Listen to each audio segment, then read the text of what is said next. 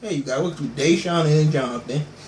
And we just got done looking at Blade and Soul. Episode 5, the greatest anime ever. The most broken, jointed, robotic, protagonist anime ever.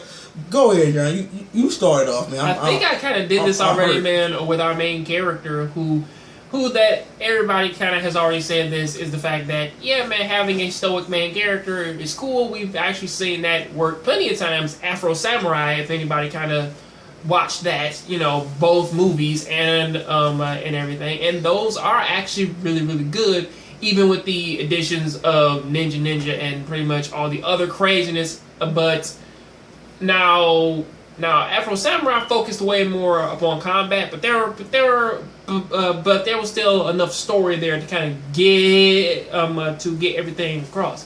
For this show, however, or at the very least this episode, you know, Alaka comes back, so does Karen, so does Hazuki. The only three characters who kind of have been in almost every other episode, minus the first. This week we have our we pretty much have our average hero. Hero looks at this thing which is being made, and it is a problem, and he takes it upon himself to call it justice and goes out of his way to try and destroy it, because it brings some people happiness and other people are being hurt by it. Floor is yours. Man, I don't even know where to start with this, but it started off with, you know, Aka just slaughtering people at in front of the girl named Marmas. Like, see, Marmas woke up out of bed, went down. Who was he in the bed with? The leader dude who was there. The mayor, right? Mm-hmm. So she's banging the mayor, basically. Yeah. But anyway, he walked down. Well, I don't think that she was banging. I think that she was just there with him, as far as I know. I'm quite sure they in the same bed. They must be. But anyway, whatever. She was walking out still, give her something to drink. I mean, it was a displaying her boob like they've been doing the past episode. They do that in almost every episode, man. That is nothing. Yeah, he was so dropping on her boobs too. At this point, it's not even really necessary, man, to kind of comment on it. I know it's annoying though, because it's kind of like, man, the Kill thing, man, of like, oh yeah, man, these characters are naked. After a while, you show me this every episode. They stop caring. I don't care anymore. Right. All right. You show me breasts every week.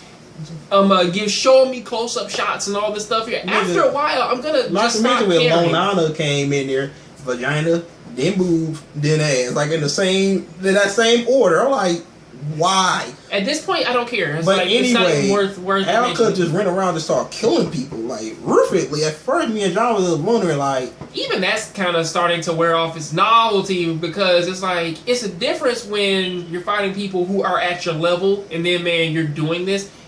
Ever since she first came in, this is by far her only attack when it comes to her fighting anybody. Just like a simple slash across the neck. And also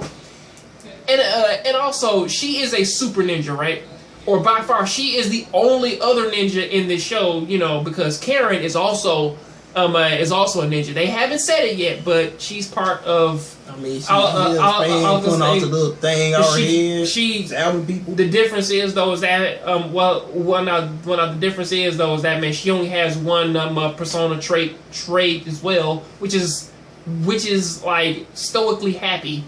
That is her only persona trait. While I was looking at this, I was like, why is she doing it? And it turned out that they did it to try to get everybody to lead the villains, and they want to destroy the flowers or whatever. At first, we were wondering what the flowers actually did to people. I was like, maybe, okay, my little sister kept saying poison people. I remember that when they touched in episode 4, with the little boy touched it, they don't touch those, they poisonous. Yes. But Marla was touching it too, everybody else is touching it, then why they not getting poisoned? And if it poisoned it and at least poisoned fruit out there, why everybody making it not dying while they make this? It's a lot of presence here. They poison it. Here is by far the biggest problem with that. All right, if it was a drug, okay, if it was something that was actually kind of like yeah, man, I kind of have this thing over here, and it's just like cocaine or crack or something like that. And I'm pretty much, man, like selling it to people, and I'm making money off of it, and people are getting addicted to it, and they're dying, and they're doing all this craziness for it. Okay, fine. I can see it as a problem. However, if it's a natural plant and it has natural poison in it, I mean, there are plenty of plants upon the planet in which that if you come into contact with them, they will poison you and kill you. Same thing with snakes, scorpions, and other animals upon this planet. You are a horrible rash on your body. There is stuff in people's kitchens right now, or better yet, paint. Listen, look, paint can kill people. All right, Clorox, alcohol, peroxide, all these things we have, it pretty much can just outright kill us. Destroying these natural plants because they are a poison is kind of like a silly reason to do it. Again, if it was a drug, okay, fine. I can kind of see it as a growing problem and an epidemic. But like natural poison, I believe that is how hunters they kill animals. They pretty much lace arrows in poison, and they shoot it in animals to easily kill them. Yeah, I don't really think that holds weight.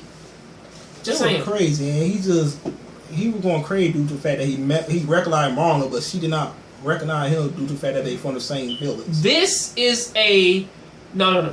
They never explained this, alright? I pretty much just came up with this of like, look, if they would have said this... What was his name? He didn't have a name. To me, he didn't have a name. But listen, look, if they would have given him like some type of backstory other than, you know what, he's a hippie. He's a hippie. Alright.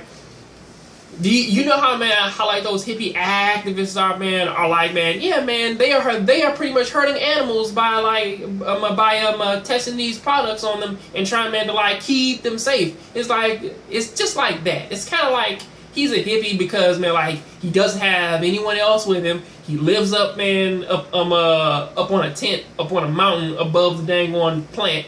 Some random reason. And also, man, whenever somebody comes in, he always runs out and does that same old spiel of like, yeah, man, you probably shouldn't be here. You should leave the village. Man, he just try to burn the damn forest. I mean, he's just standing there. You could just do it in there. I mean, what the... I want them to watch. I mean, and then end up getting smacked by Karen fan. I'm like... I want her to watch as I burn her children. And then he got that bipolar. See, he just snapped. Just saw him screaming at the top of his lungs. And he just killed Marna for no reason. No. Right in her precious titties. How dare he? No. He just hit her with a coma knife. Alright? Do you know why I say that? Because... The blood art was so clean. No blood. There was no blood on her clothes. There was no blood on that knife. So he just hit her with a coma knife. She's not dead. She's just sleeping. And he was just completely just bitching to Karen just killed his ass. Well, now as soon as he did that, I had magical warfare flashbacks. Oh boy, Gecko. Oh Gecko, how much I hate you so much. But whatever. That is this episode, wonderfully and beautifully broken.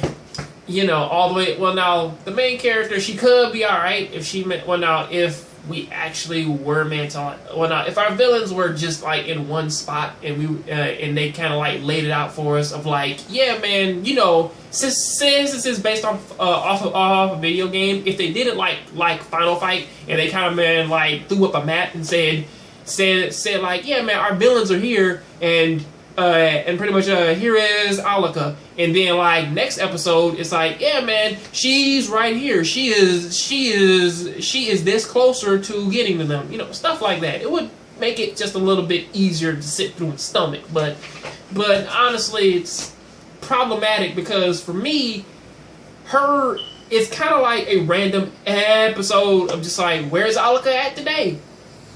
She's over in this one village. Where is she at this week? She over there in the other village. She's going back and forth, just killing people.